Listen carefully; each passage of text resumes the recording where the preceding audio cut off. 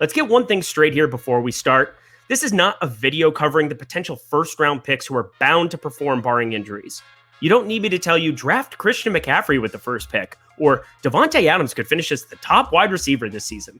A lot of who you get in the first round is predicated on which draft position you draw, so do not sweat the results of your first pick unless you're doing something insane that you really shouldn't be doing, like drafting Patrick Mahomes with the top pick, which sadly happens. What I'm aiming to do here is give you 5 potential breakout fantasy stars. Some names you know early going in drafts, and some you might not be as familiar with, and encourage you to find room for them on your roster at all costs. Every single season, there are league winners that emerge, sometimes from obscurity, and significantly outperform their ADP. 2020 was the year of Justin Jefferson, James Robinson, and Stephon Diggs, who blew their ADPs out of the water. In 2019, it was Austin Eckler, Chris Godwin, and Cooper Kupp that emerged to take teams to victory. Who will it be? Who will be the top fantasy stars of this season? Let's see if I can identify a few, some you might expect, and at least 1 or 2 that you surely won't.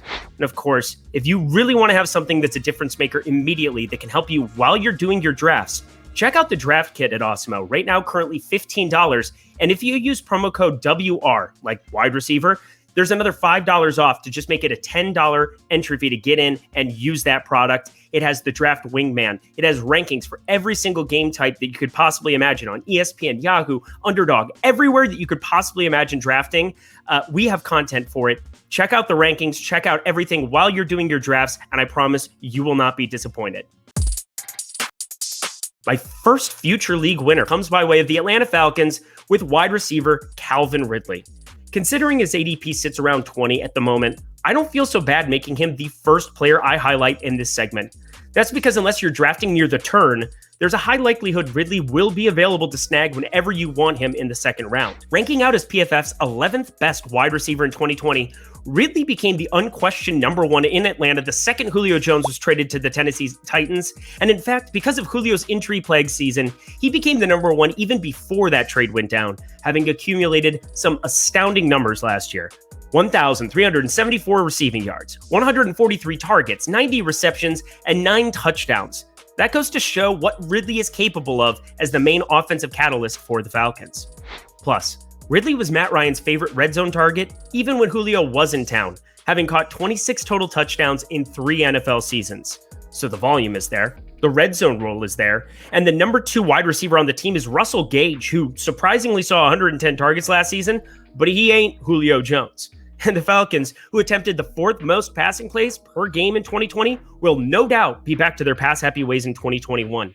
Plus, their defense is inept, they play their home games in a dome, which tends to lead to more shootouts. Literally everything is trending towards Ridley having another gigantic year.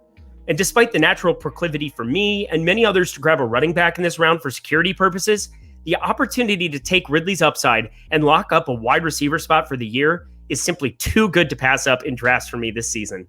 In fact, about half the players taken in the first round, Tyreek Hill, Ezekiel Elliott, Nick Chubb among them, I'd rather have Ridley on my rosters anyway. That doesn't mean take him in the first, but if there's one player in the first 2 rounds to reach for outside of the top 5 picks, it's Ridley for me.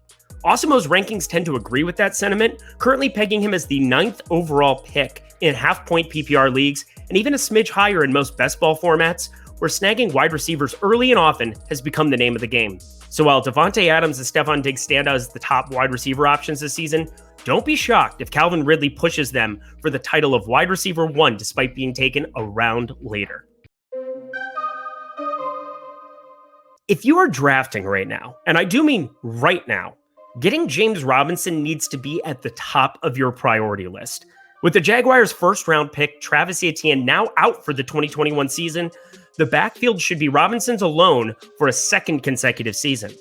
And if your draft mates are using rankings from a week ago or utilizing current ADPs on sites like Yahoo and ESPN to make their decisions, that change in role has not yet been properly reflected. It was surprising the Jaguars opted to grab another running back in the draft after Robinson's monster rookie season, although number 1 pick Trevor Lawrence probably had something to do with that. Lawrence and Etienne were a dynamic duo at Clemson together, and perhaps that synergy was something he and the Jaguars wanted to try to replicate at the pro level. But all of that aside, Robinson proved last season that he can perform as a workhorse back, rushing for just over 1,000 yards and 7 scores in just 14 games for an abysmal offense. He also added a little something in the passing game, catching 49 balls for 344 yards and 3 more scores. Considering a 31-year-old Carlos Hyde and Daria Gumbawale are his main competition for touches, and considering the offensive upgrade that going from Gardner Minshew to Trevor Lawrence can be behind center, there is a high likelihood that Robinson can significantly outperform his 2020 stats. So invest now before the ADP adjusts, as there's no question he will continue to ascend rankings as more and more drafts go down. But I've routinely been able to get James Robinson in the 4th round of drafts even after the ATN injury news went down, and will happily click his name in the 3rd round if his ADP climbs into the 30s. One of the most difficult positions to fill in fantasy football year in, year out is, of course, the tight end position. Almost every season, there's some sort of big 3 where the likes of Travis Kelce, George Kittle, and Player X are above and away the highest fantasy producers at the position. This year, there's no question that Darren Waller has earned his way into that trio and is rightfully being taken as the 2nd tight end off the board in most drafts. But someone I could see realistically finishing 2nd amongst all tight ends, and I won't be so bold as to say he'll outproduce Kelce, let's be serious, is Falcons rookie Kyle Pitts. Now, before I make the case for Pitts, I did some research on rookie tight ends, and boy, do they traditionally not perform. The most receptions for one all-time is 81 by Keith Jackson in 1988, which isn't so bad, but only 3 times has a rookie tight end scored more than 7 touchdowns, and only once has a rookie tight end exceeded 900 receiving yards, and that was Mike Ditka in 1961. So if we're looking at the history books, it's a tough position to find success with immediately at the NFL level. But this is no ordinary tight end we have here with Kyle Pitts. The number 4 pick out of Florida is 6'6", 240 pounds, ran an absurd 4.44 40-yard dash at the combine, which is ridiculous for a dude of that size. No matter where he ended up, he was going to create massive matchup issues as corners can't compete with his size and linebackers have no chance of keeping up with him. But most importantly to me, he could not have possibly fallen into a better situation to put up gaudy numbers from the jump than with the Atlanta Falcons. He gets all the same bumps we talked about with Calvin Ridley. He's got a proven QB in Matt Ryan. He'll play half his games in the dome. The Falcons are a pass-first football team, and to top it all off, their defense is atrocious, which should lead to more shootouts. So if anyone is aligned to buck the trend of rookie tight ends not performing, it's Kyle Pitts in Atlanta. And considering the opportunity cost of missing at the tight end position is not that high, realistically, there's the big 3 tight ends and then there's everybody else, Pitts could finish 4th amongst them and still be massively important to your fantasy team. He currently could be taken in the 4th round right now and as far back as 5th round, which makes him a potential fantasy breakout star at a rather discounted price. Writing the rookie narrative for a 2nd consecutive pick, I'm targeting Devonta Smith as the top potential fantasy wide receiver for this season. Now, the beautiful thing about rookies is you just never know. Look at Jalen Reagor and Justin Jefferson last season. Reagor gets taken right in front of Jefferson in the 2020 NFL Draft and subsequently goes off the board significantly higher in fantasy leagues. And we all know how that turned out. Reagor goes for less than 400 yards, while Jefferson goes for 1,400. A brutal difference in productivity for the Eagles and burned all fantasy owners alike too. But Devonta Smith, the 2021 Heisman Trophy winner, doesn't feel like another fantasy bust this season because, in fact, he's far from it. He couldn't have possibly fallen into a better situation where he's guaranteed to be the number 1. And as Jalen Hurts doesn't exactly scream pocket passer, there's still something about Smith that I can't shake. His absurd, and I mean absurd, route running abilities. At just 6 feet tall and a measly 170 pounds, elusiveness had better be a part of your repertoire or you'll get demolished at the NFL or, in his case, SEC level as well. But judging by his one preseason outing where he had DBs on skates over and over again, it looks like he'll be exactly the type of player that we were expecting that creates chasms of separation, just like he did in his time at Alabama.